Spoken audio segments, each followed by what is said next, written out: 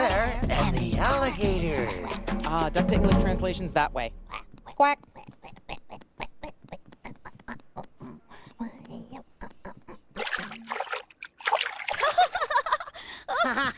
Whoa, I got you, Carrie. Whoa, I'm good, huh? Hey, what's up? Hey, Lionel, listen to this here book. Sounds like something splashing in the water. What could it be? Well, let's see. It's got a picture of a boy and a dog riding a pirogue. A what? It's a kind of boat we have in Louisiana. Well, that's where I'm from. Trosclair and the Alligator. Alligator? Whoa. I think that was an alligator. Cool. Should we read it? Yeah. Trosclair and the Alligator by Peter Huggins, illustrated by Lindsay Gardner. Trosclair loved living on Bayou Fontaine in Louisiana. He could hop into his pirogue any time and hunt turtles or visit his cousins. And while Trosclair played cards with his cousins, Aunt Emile and Uncle Maurice fixed gumbo and rice in the kitchen. When Trosclair didn't go to his cousins, he and his dog Ollie would glide into pirogue to Bee Island Swamp, the best place to hunt turtle eggs. Trosclair wasn't supposed to go to the swamp because Gargantua, the rogue alligator, had moved in. He scared everyone. He attacked dogs, cats, goats, and a few careless pigs. Per, Trosclair's father, said it was only a matter of time before Gargantua tried boy or man. That alligator eat you and Ollie so fast, Per said, he won't even stop to burp. Trosclair wasn't so sure. Besides, he loved the swamp. Gliding under the cypress trees on the smooth water, Trosclair listened to the silence, broken by the dip, dip, dip of his paddle or the cry of a heron. Trosclair beached his pirogue on Bee Island at the center of the swamp. He didn't see or hear Gargantua once. Trosclair and Ollie hunted turtle eggs, but didn't find any. They did find a beehive in a live oak tree. Trosclair thought the honey would taste really good. Trosclair picked up a stick. He and Ollie stepped onto a log at the foot of the tree. They stepped onto a low-hanging branch, and then onto a higher branch.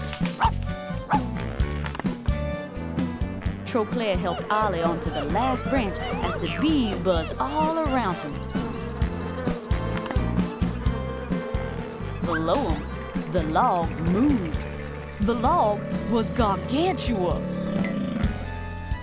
Trosclair saw he was as long as Per and Uncle Maurice lay head to toe, head to toe. Gargantua looked up at them and grinned. They could see how many teeth he had and how big they were. Well, well, my petite are stuck in a tree, said Gargantua. I tell you what you do, boy. You throw that dog down to me, and I'll leave you alone, eh? Trosclair didn't know what to do, but the bees buzzing around the hive gave him an idea. He winked at Ollie. Trosclair said, "Okay, Gargantua, open your mouth and I'll drop Ollie right in. I sure am glad you don't want the beehive." Gargantua looked first at Ollie, then at the beehive, and back at Ollie. "What's a beehive?" asked Gargantua. "Oh," said Trosclair, waving the bees away. "It's just full to bursting of the sweetest, tastiest honey you've ever seen. I'm glad you don't want it." "Sweet, huh?" said Gargantua. "I tell you what you do," Gargantua said. "You throw that old beehive down to me, and I'll let you keep that dog." "Not that," said Trosclair. "Anything but that. Please take my dog and let me keep the beehive. No, said Gargantua. Please, please take my dog, Trosclair begged. No, my mind, she is made up, Gargantua said. Well, all right, Trosclair said.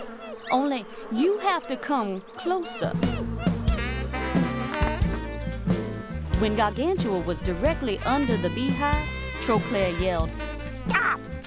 Now open your mouth," Trosclair said. Using his stick, Trosclair knocked the beehive into Gargantua's mouth. Gargantua greedily snapped his mouth shut. He rolled his eyes, then roared with pain. The angry bees stung him and poured out of his mouth. "You tricked me! You tricked me!" he howled. Gargantua ran as fast as he could to the water, pursued by the swarming bees. And he didn't stop swimming until Bee Island Swamp was far behind him. When Trosclair and Ollie got back home, Pear said, "Where you been now? Your Uncle Maurice said he saw that Gargantua heading down the bayou like the swamp wolf were after it." Pear, that old alligator got him a sweet tooth. He'll never come back here. But for a long time, Trosclair never went to Bee Island Swamp without Pear or Uncle Maurice or one of his cousins. And to this day, Gargantua has never come back. The end. Whoa, K-Ree! Gargantua was huge! Enormous! Gargantuan! Yeah, but he wasn't all that smart. Trosclair played a pretty good trick on him. Yeah. Hey, let's read it again. Good idea. Trosclair loved living on Bayou Fontaine in Louisiana. Alligator! Alligators! Ooh, coming up next. Ooh, And now, Joy Leno! Welcome to the show, everyone. We're swamped here today because we're talking with a special guest from the bayous of Louisiana. Please welcome Alligator. Oh, thank you, Joy. Now, Alligator, I'm always getting confused. What's the difference between you and a crocodile? Easy. Crocodiles have their teeth showing when they close their mouth, not gators. We both love the life of the bayou. Right, but what exactly is a bayou? A very slow-moving stream of water. And the swamp is where we find lots of delicious food like that anhingo over there. Oh. And this turtle here. Oh. And the frog there. Do you know what I would love to eat right now? Show's over. No, wait. I was going to say gumbo. You know, red beans, red beans. Hi there. I'm Synonym Sam, girl genius. I'm getting to that, Rufus. Welcome to my bedroom. My lab. My dog, Rufus, will assist me in my demonstration. Now, with my super synonym machine, I will be able to demonstrate the meaning of words. Ready, Rufus? Big. Giant. Enormous. Humongous. Voila! A successful demonstration! Guess I spoke too soon. I'll work the bugs out for next time. See you then!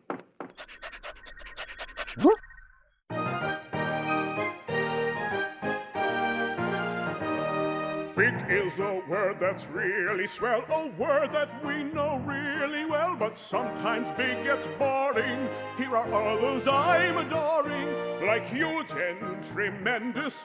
And how about stupendous? Which brings me to humongous, which means very, very big. Which brings him to humongous, which means very, very big. Yes, I could go on endlessly, forgive me for not stopping. There's monumental and gigantic, massive, jumbo whopping. Not little, not teeny, the opposite of weenie. My favorite is humongous, which means very, very big. His favorite is humongous, which means very, very big. There's mammoth and gargantuan, enormous and colossal. There's even dinosauric, a humongous kind of fossil. But oh, my greatest love's the only word that rhymes with fungus. Another word for very big. Let's hear it for humongous. And T-Rex is first, Alligator is second, Apatosaurus is last. Rounding the turn, it's T-Rex first, no Alligator first, no T-Rex first. Apatosaurus is stopping for a snack. Into the final stretch, it's Alligator, no T-Rex, no Alligator, no T-Rex. What a race! Apatosaurus is catching up, but is he too far behind? Apatosaurus wins it by a neck. Delicious.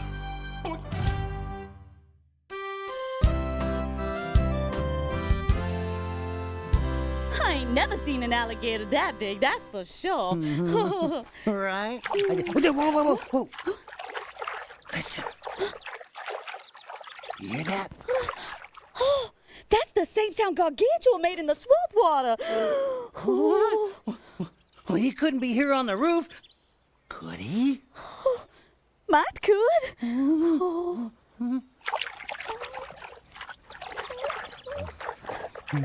It's getting louder. Oh, yeah. Over here. Now let me get your ears, Leona. Oh, that tickles. I love bath time, Mama. Oh! Lionel, bath time. Sorry, Mom.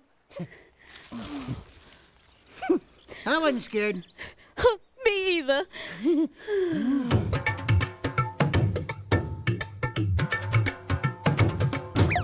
Hooray for rabbits everywhere, and hooray for our next story! Hooray! Aha. The Coyote And the rabbit.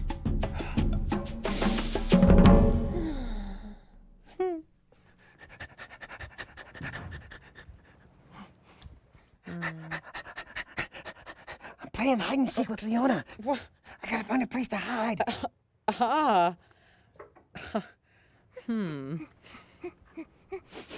Oh, hi, Mama.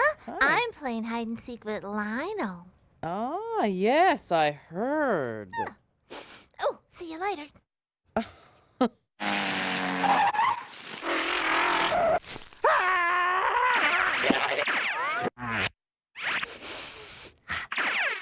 Hi, Lionel.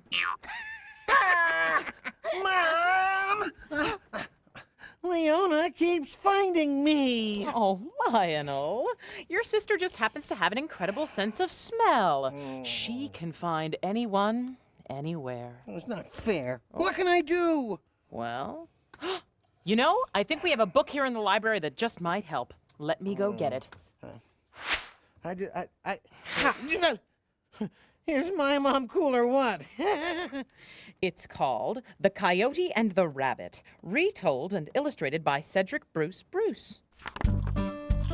One bright, sunny day, a rabbit was lying outside her hole in the ground, munching on a stalk of celery. Munch, munch, munch, munch, munch, munch. When out of nowhere, a hungry coyote appeared. "How are you, my tasty morsel? I mean, rabbit?" I'm, fine. The rabbit could see the hungry look in the coyote's eye. Yummy bunny. She knew she had to think of something quick to get the coyote's mind off eating her. So she said, You know, I just noticed that my tail is short and fluffy, while yours is really long. Duh, so what else is new? I bet having such a long tail must slow you down when you run. The coyote thought this was the funniest thing he had ever heard. You crack me up, Rabbit. I'm the fastest animal there is. Nobody has ever outrun me. The Rabbit was cooking up a plan. Ah, but you've never run against me? We should have a race. Now the coyote was certain that the Rabbit had celery on her brain, so he said, "All right, Rabbit, I will race you to the four corners of the earth. But then, whoever wins gets to eat the loser." That's fair enough. But I will need 4 days to get myself in racing shape. It's a deal. I'll be back in 4 days. The coyote headed home. He could almost taste the yummy rabbit dinner that he would soon have. I better get moving. Oui, is this Cousin Celine in Paris? The Rabbit called her other cousins who lived around the world. And together they worked out a clever plan to fool the coyote and make sure their cousin won the race. On the day of the race, the coyote showed up bright and early. "Rise and shine, Rabbit!" The runners took their places at the starting line. "You know, you're gonna lose for sure. Why not just skip the race and let me eat you now? I'd love a rabbit ranchero breakfast." No way. We will race to the four corners of the earth, like you said.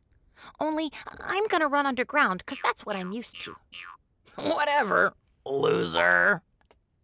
On your mark, get set, run! And off they went to the four corners of the earth.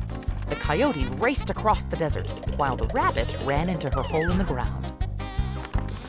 The coyote ran for days and days.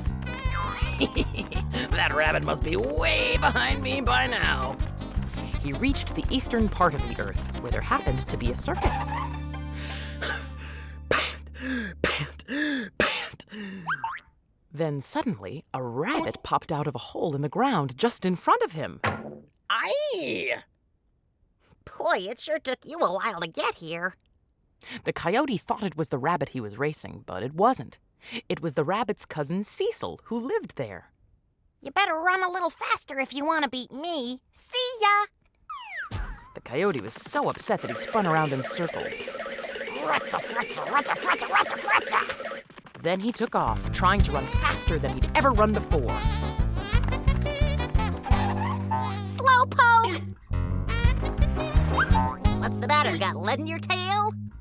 But everywhere the coyote ran, a different relative of the rabbit popped up just ahead. Big tail, slow as a snail. And every time he would angrily spin around in circles. Finally, he got to the finish line back where they had started and found the rabbit he was racing, looking very well rested. So, would you like me to eat you broiled or fricasseed? Coyote a l'orange would be tasty. The coyote spun around in circles. And ran off as fast as he could. Bye-bye. Then the rabbit celebrated with another stalk of celery. And so did all of her cousins. The end. So, Lionel, did that rabbit give you any ideas about what to do? I don't know. Hide in a hole in the ground so Leona can't smell me? No. Use your brain to figure out a way to beat Leona's nose. My brain? How's my brain going to... I really enjoyed my time in the library. I'm going to go back outside and smell that rose bush again. Okay, bye-bye. Roses. Leona can't smell me if I'm covered in roses. Thank you, brain.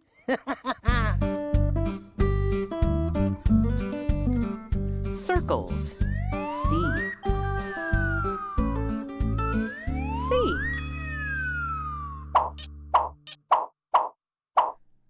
Circus.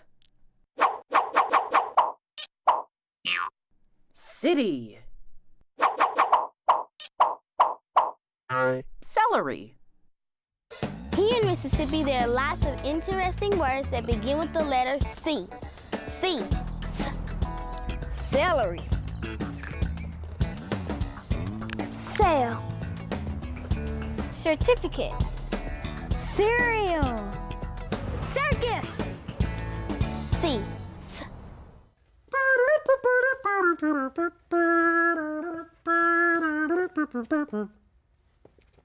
Ah, circus. Circus. Circus. Circus.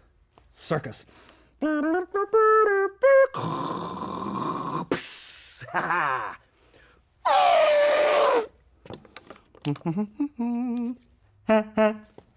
Circus. And now, country music legend Tammy Lynette singing the two sounds made by C. There are two sounds made by C in words like cry and certainly. And they're certainly enough to make me cry. C makes me cry. C makes the K in card and crate, and the S in celebrate. Won't somebody call my cell and tell me why? Oh, they say C only sounds like S before I, Y, and E. In words like city, cycle, and December. It's clear this rule works nicely. Take a crack at it, you'll see. It's just a pity that it's so hard to remember. S in circus, K in camp, S in center, K in cramp. I walk in circles crying, how can such things be? How can such things be? Though I concede it's hard to cope, I can't conceive of losing hope. Yes, I'll come through.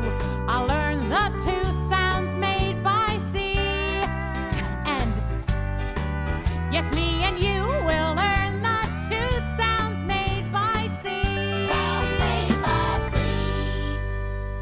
Flying off the shelf once again, it's the continuing, daring, and dangling adventures of Cliffhanger!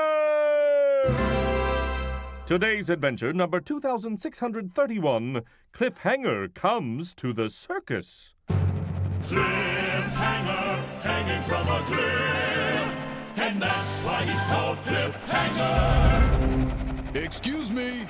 Excuse me! We find Cliffhanger where we left him last, hanging from a cliff.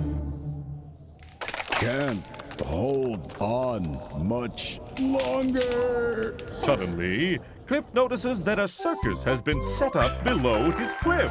The crafty Cliffhanger reaches into his backpack and extracts his trusty survival manual. Using his celebrated decoding skills, Cliff begins to read. If you see that a circus has been set up below your cliff, look for the trapeze artist's net and jump into it. There's the net. It's that circle there.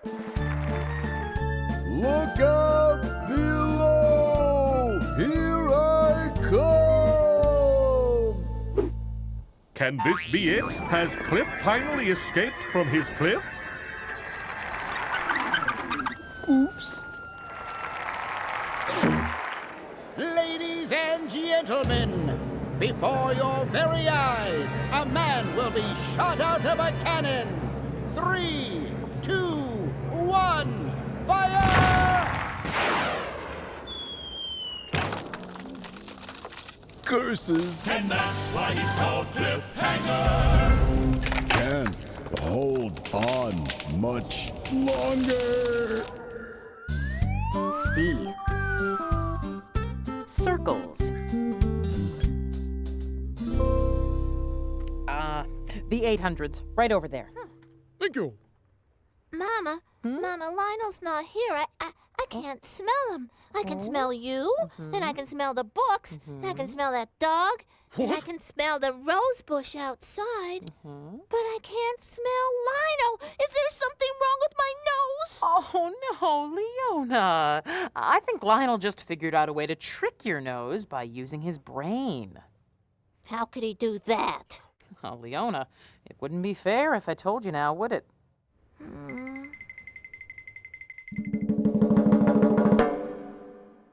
Yo, check it out! We're going surfing without a board, dudes! Okay, because we're surfing between the Lions website. Okay. Go to pbskids.org.